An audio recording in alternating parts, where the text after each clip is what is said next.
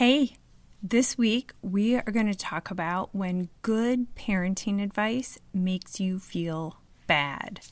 Welcome to Parenting Successful Teens, the podcast that cuts through the overwhelm and stress of this phase and offers parents simple, practical, cognitive, science-based strategies for keeping their teens on track. Join Master Coach and real-life mom, Allie Irwin, to talk about real teens, real problems, and the skills it takes to raise successful adults. I was watching a TED Talk this week, something like 5 tips to raise resilient kids. And I was only maybe 2 minutes in, and I noticed that I was feeling bad. Even though the advice that the speaker was giving was decent advice, and it was delivered in, a friendly enough, engaging way.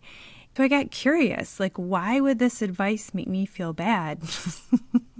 That's when I realized, she's telling me that I can't trust my own instincts, that parents' instincts are leading them astray. So I want to break down what she said and then how I interpreted that. And I'm not saying that there is anything wrong with this TED Talk. You could listen to this TED Talk and have a completely different experience than I did. But by deconstructing it, I want to use that as an opportunity to show you the tools I use to deconstruct any piece of parenting advice that makes me feel bad so that parenting advice can hopefully stop making you feel bad. So I'm going to run through the whole of what she said, and then I'm going to break it down into each of its component parts so that you can see my journey through the first couple minutes of this talk. Again, so that you can start to notice your own emotional journey when you're with someone or reading something and you find yourself getting triggered by it. Okay, so big picture, she said something like, we want our kids to be happy and successful. And so our instinct is to shield them from disappointment. And we do that in an attempt to curate a perfect life for them. But what we are really doing is raising kids who lack the confidence in their own ability to figure things out. So this advice starts with something that we agree on. I do want my kids to be happy and successful.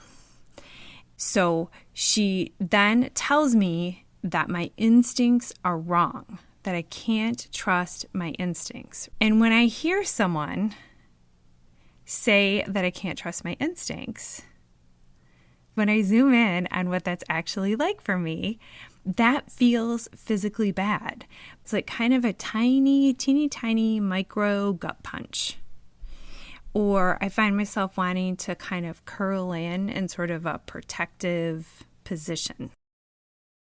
And so this is a piece that I want you to be able to start doing for yourself, is to notice what advice that triggers you feels like. And I want you to get more sensitive to it so that you can stop it before it enters your psyche or your sphere, or you can mount a defense against it. Like if you think of advice that triggers you as like a pathogen, you can get your immune system up. So she goes on, says something that minimizes my efforts as a parent. Okay, so she says that parents want to curate perfect lives for their kids. Okay, that is not true. I do not want to curate a perfect life for my children. I have no illusions that that's possible. Okay, I don't wake up thinking, okay, I'm going to do everything perfect today. I don't know anyone that thinks that way when they wake up. We're all just trying to get through today with a minimum amount of chaos. Okay, we're not thinking about perfection. Nobody sulking through dinner or having to tell my kids 12 times to take the dog out. Those are the goals of the people that I work with. And so notice when someone is trying to minimize your perfectly reasonable goals, minimize your concerns by taking them to these illogical extremes. And I think that that piece is especially rampant in parenting advice. I think that it's possible to talk about perfectionism, perfectionistic tendencies, and where a lot of that perfection comes in from, which is basically society's unrealistic expectations. It's possible to have those conversations and do it in a way that doesn't minimize the very, very reasonable goals that we have for our families. Okay, when they take them to those illogical extremes, it rubs me the wrong way because I know it's being used to minimize what moms are trying to do for their kids. Like, it's a way of writing moms off as being ridiculous, eye roll worthy. And I know that it's a sticky point for me because I've asked myself again and again when I get triggered, what specifically is bothering me about this? And noticing then, they're using phrases like curate the perfect life as a way to minimize my fears that if I do something wrong, this kid will live in my basement forever. And it will be my fault that they're not more independent because I didn't give them the confidence in their own abilities to figure things out. Okay? So we're going to gut punch mom's confidence because they're not giving their kids confidence. So that's where she goes next, right? Is she tells me the consequence of following my instincts is that following my instincts and having these unrealistic, silly goals is I will screw up my kids and it will be my fault. That is, unless I hear and follow her advice. And sort of this format is what passes for 90% of parenting advice, which is do the thing I tell you or you will screw up your kids forever and it will be your fault. Look to an outside authority. God forbid you trust yourself. And so I thought it would be kind of a fun way to debunk that, like that pattern of suggesting that moms don't know what they're doing, that we have to look to outside authorities to tell us, to give you sort of a brief history of parenting advice. And the parenting advice I'm going to offer, these are not flim-flam parenting advice. These are all from highly respected sources that at their time were like the gold standard of parenting advice. Because I want you to begin to look at the parenting advice we're getting today, like the gold standard of parenting advice, with a little bit of a skeptical eye. I'm going to start with a sample and then run through a couple of like major parenting doctrines, all for the purpose of pointing out that whatever the experts say, it's just going to change in 5 minutes. So developing your own instincts, your connection to your wisdom is so much more of a practical way to parent than trying to follow advice that makes you doubt yourself that, 10 years from now, we are going to say ruined a generation of children. Okay, first fun piece of parenting advice from the 1920s Indiana State Board of Health. They printed a hardcover book. Okay, this is not like just a little pamphlet that someone whipped up over the weekend. This is a printed hardcover book that implored mothers to wash their nipples with boric acid before and after every feeding. Okay, so like every 2 hours when your baby is little, before and after. Which in my mind just has babies eating like a whole bunch of boric acid.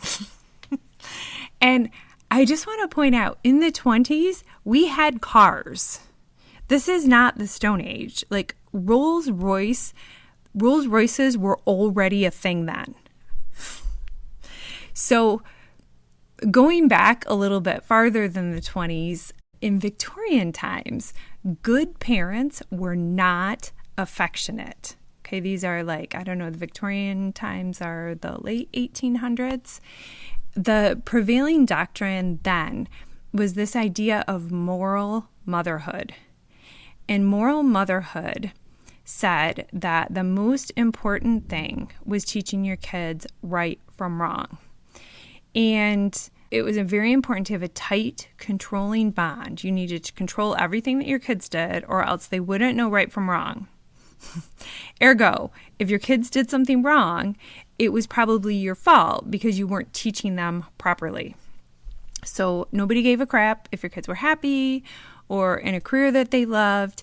In fact, affection was actively discouraged so as not to spoil the child.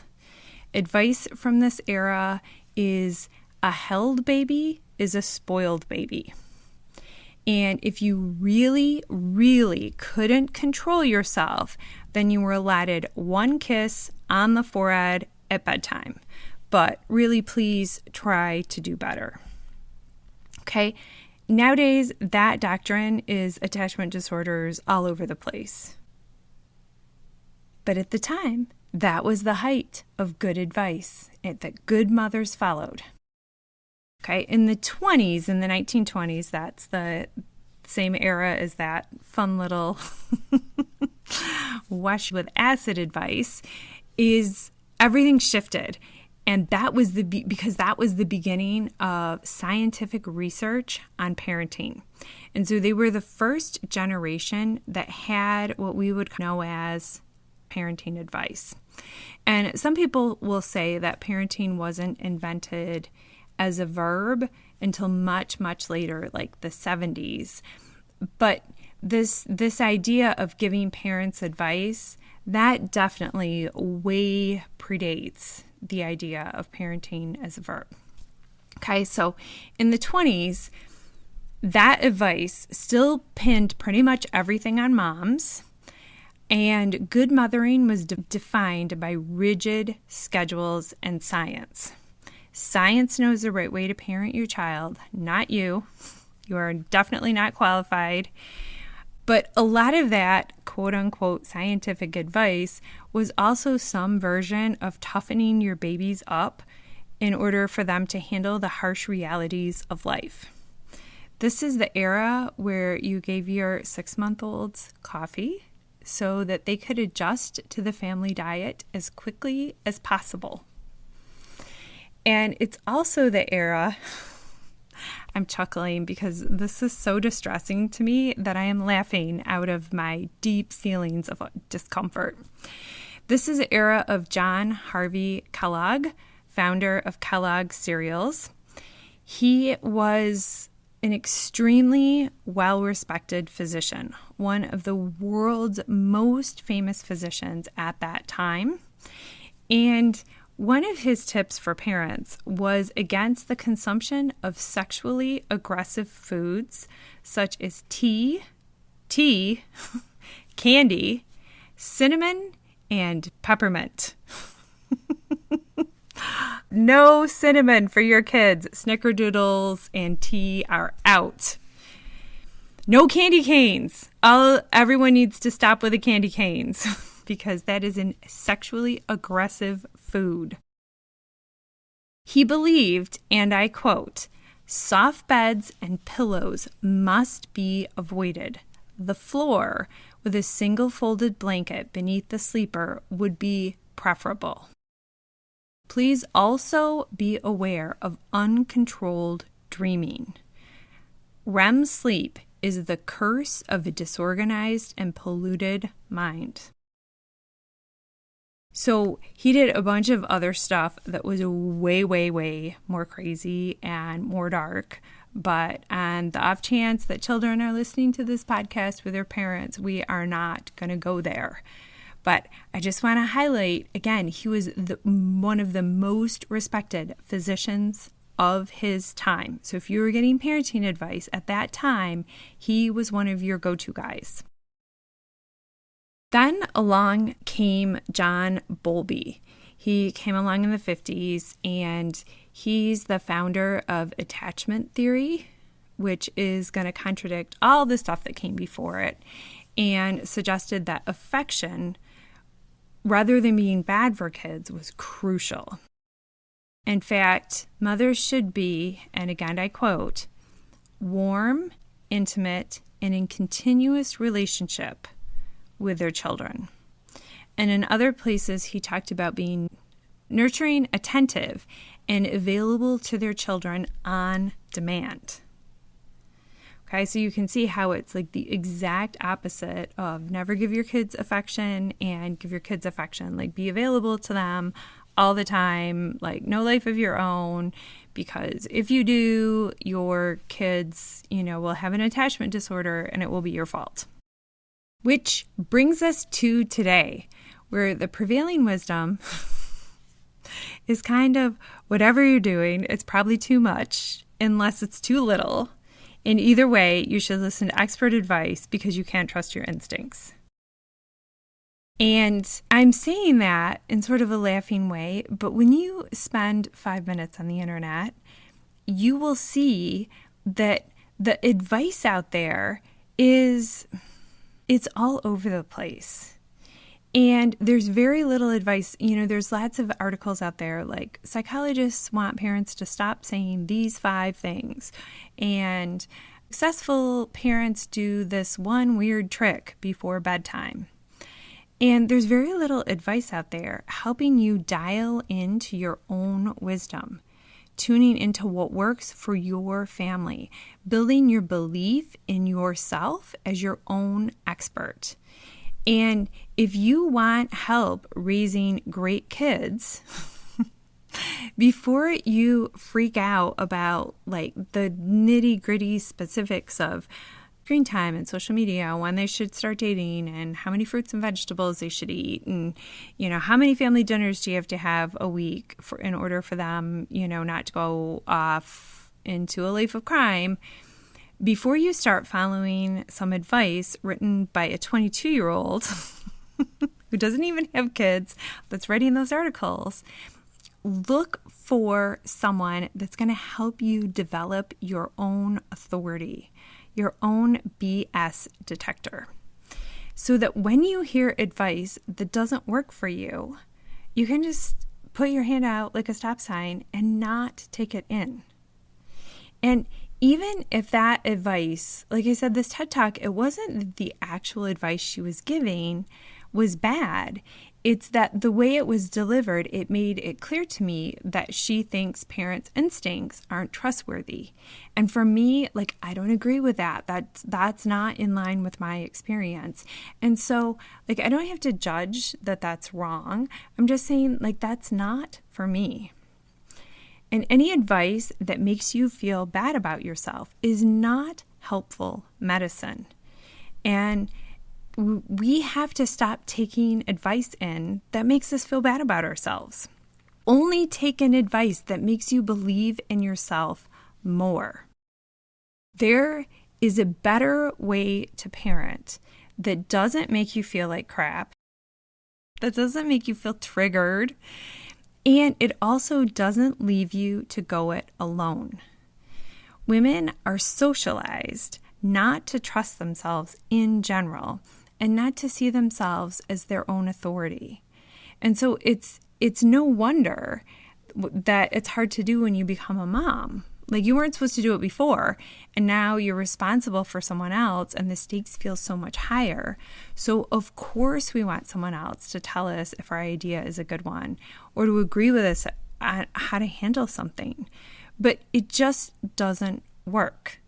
Right? You'll find yourself in the same situations again and again. If you ask someone for some advice and the advice that they give you feels good and you try it with your family and it works, obviously do that. That's great. But if you find yourself in the same situation again and again, having the same fight over and over and over, instead of reading another article or talking to your friends more about it and just going around the merry-go-round again and nothing changes and 6 more months go by and you're feeling really bad that you're having the same stupid argument and you don't know what to do, reach out. Take me up on one of these calls I offer you every week, because we could have that situation and more handled by connecting you to the part of yourself that does know what to do. The part of you that knows the perfect solution for your family.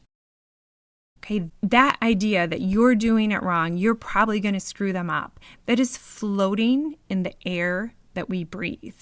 And so it takes some practice to spot it and see it for what it is and get the hang of really believing in yourself. But I can help you get to a place where you genuinely feel confident in yourself as a mom. And that confidence will spill over into other areas of your life. Like this floats out, and you teach your kids to build their own confidence by modeling it rather than by following this one weird trick you saw on the internet. Okay? That's why I love helping moms, is because when I help moms, then they turn right around and help their families, and they help their friends, and it kind of goes out from there.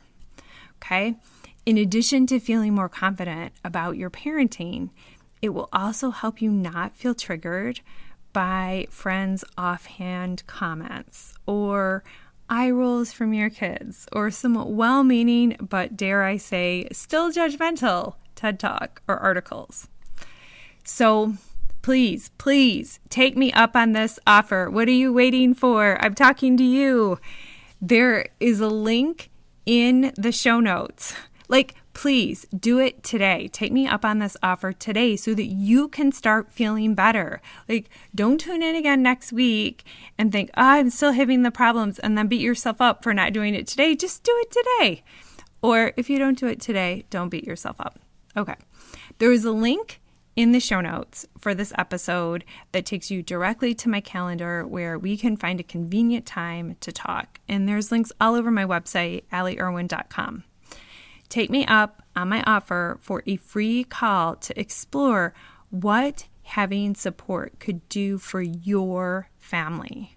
I do not want you to suffer or feel shame about your parenting. Okay, I want you to be able to listen to a TED Talk like I did, just 2 minutes, and go, oh, not for me, and just push it aside. To have someone say something about your family or your kids and you not walk away feeling like you've been slimed, okay? Even just the call will offer you a little bit of relief, a little connection to yourself, a glimpse of a better way. Talk to you next week.